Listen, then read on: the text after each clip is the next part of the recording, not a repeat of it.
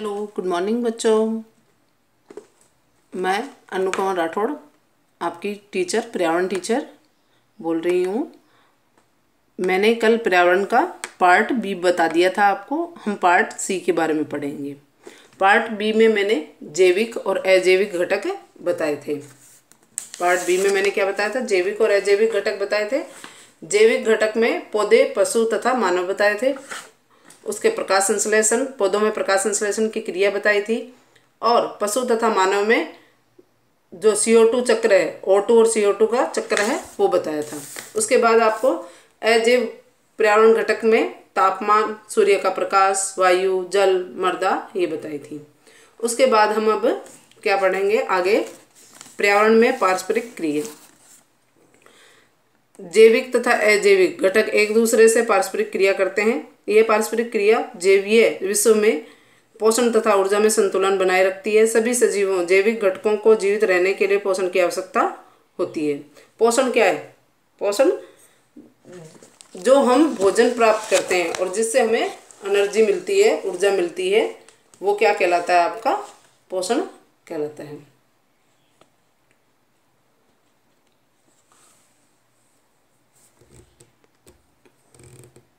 अब है पौधे व पशुओं की पारस्परिक निर्भरता। भाई, जैविक और अजैविक घटक भी एक दूसरे को प्रभावित करते हैं और पौधे और पशु भी एक दूसरे को प्रभावित करते हैं। उनमें क्या निर्भरता है एक दूसरे में, वो देख लीजिए। पौधे अपना भोजन स्वयं बनाते हैं, अतः वे उत्पादक कहलाते हैं। पशु पौधों को खाते हैं, पशु पौधों को खाते हैं, पेड़ पौधों को खाते हैं ना। जैसे आपके घर में गाय भैंस होगी तो वो क्या घास डालते हो ना उनको, तो वो पशु क्या खाते हैं? पौधों को खाते हैं। वे जीव जो उत्पादकों द्वारा बनाए गए भोजन का उपयोग करते हैं उपभोक्ता कहलाते हैं। तो अब पशु क्या बन गया? उपभोक्ता बन गया ना, क्योंकि पौधे ने तो खुद बनाया था भोजन। लेकिन पौधे के बनाए हुए भोजन को या पौधे को किसने खाया? पशु ने। तो वो, और कोई भी जीव है वो खाता है तो वो क्या कहलाता है? उसका उपभोक्ता। कुछ जंतु केवल पौधों को खाते हैं, वे शाकाहारी कहलाते हैं। गाय, घोड़ा, हाथी, ऊंट आदि शाकाहारी जंतुओं के उदाहरण हैं। कुछ जंतु केवल दूसरे जंतुओं का मांस खाते हैं, वे मांसाहारी कहलाते हैं। जैसे शेर और बाघ मांसाहारी जंतुओं के उदाहरण हैं। कुछ जंतु पौधे तथा मांस दोनों को ही खाते हैं, ऐसे जंतुओं को सर्वाहारी कहते हैं। इसमें मानव, रीछ तथा कुत्ता सर्वाहारी है। हम किस में आते हैं? 3 कैटेगरी हो गई ना, शाकाहारी, मांसाहारी और सर्वाहारी।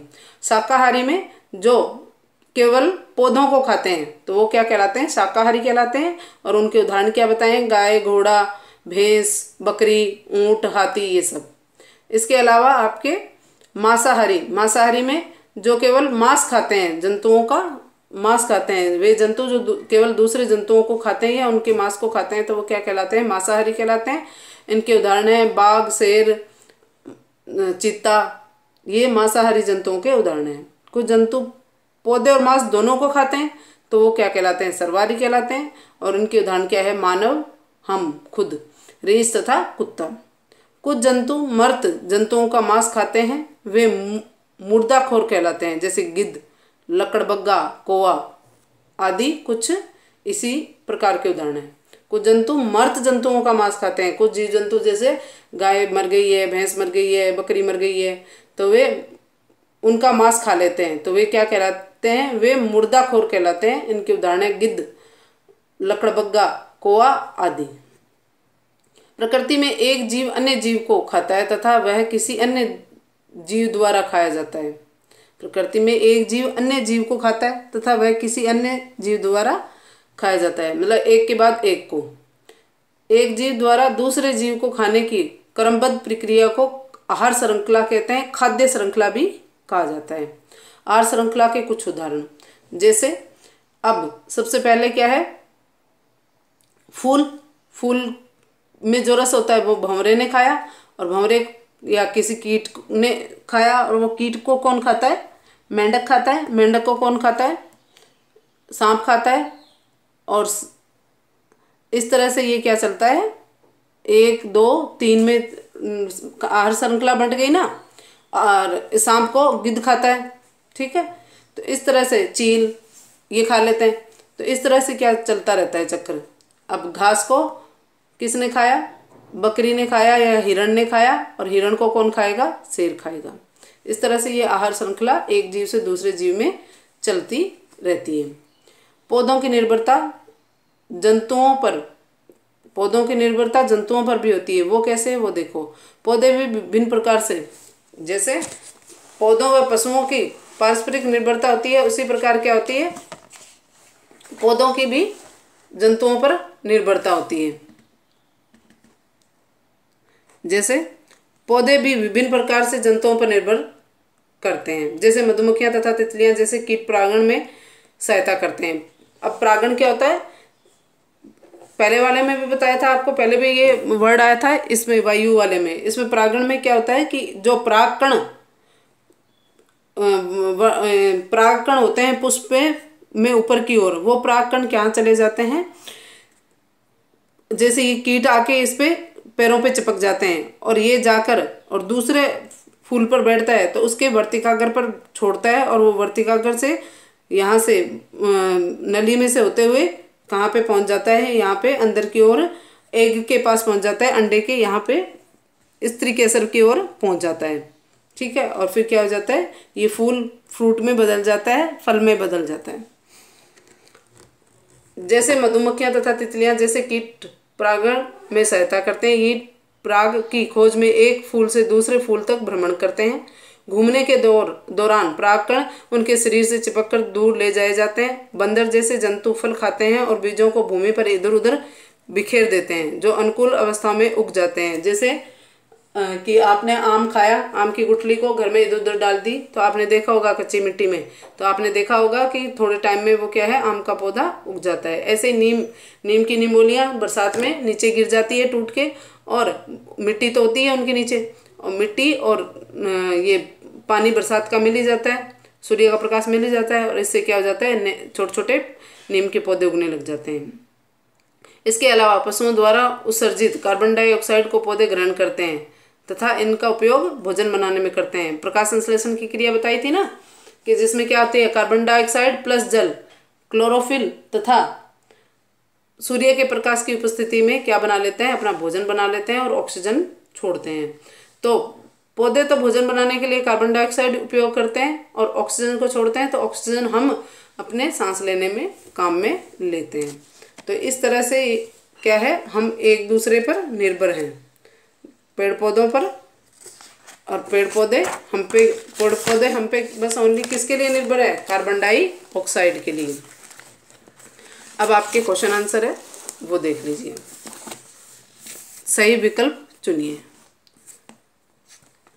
सूक्ष्म जीवों को देखने के लिए हम खालिस्तान का प्रयोग करते हैं, सूक्ष्मदर्शी का, थर्मामीटर का, दूरबीन का।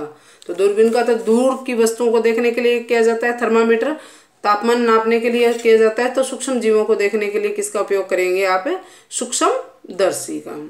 पत्तियों का रंग खालिस्तान के कारण हरा होता है, क्लोरोफिल के कारण हरा होता है। पौधे खालिस्तान मुक्त करते हैं कार्बन डाइऑक्साइड, ऑर्गन और ऑक्सीजन। पौधे ऑक्सीजन मुक्त करते हैं ना, तभी तो हमारे सांस के काम में आती है। ठीक है, तो पौधे ऑक्सीजन मुक्त करते हैं। अब आपके खालिस्तान क्वेश्चन आंसर मैं आपको लिखकर और पिक भेज दूंगी, उसमें आप देख लेना। सूक्ष्मदर्शी से खालिस्तान को देखा जाता है, सूक्ष्म जीवों को। किसको देखा जाता है, सूक्ष्म जीवों को। सूर्य के प्रकाश में पौधे के भोजन बनाने की प्रक्रिया को खालिस्तान कहते हैं, या बनाने की प्रक्रिया खालिस्तान कहलाती है। क्या कहलाती है, प्रकाश संश्लेषण। सूर्य के प्रकाश में पौधे के भोजन बनाने की प्रक्रिया प्रकाश संश्लेषण कहलाती है। हमारे चारों ओर की वायु का घेरा खालिस्तान कहलाता है। क्या कहलाता है, वायुमंडल। क्या कहलाता है, वायुमंडल। हमारे चारों ओर की वायु का घेरा वायुमंडल कहलाता है। जल में रहने वाले पौधे खालिस्तान पौधे कहलाते हैं। तो जल में रहने वाले पौधे जलीय पौधे कहलाते हैं, और जल में रहने वाले जीव जलीय जीव कहलाते हैं। पौधों पर अपना जीवन बिताने वाले जीव खालिस्तान कहलाते हैं।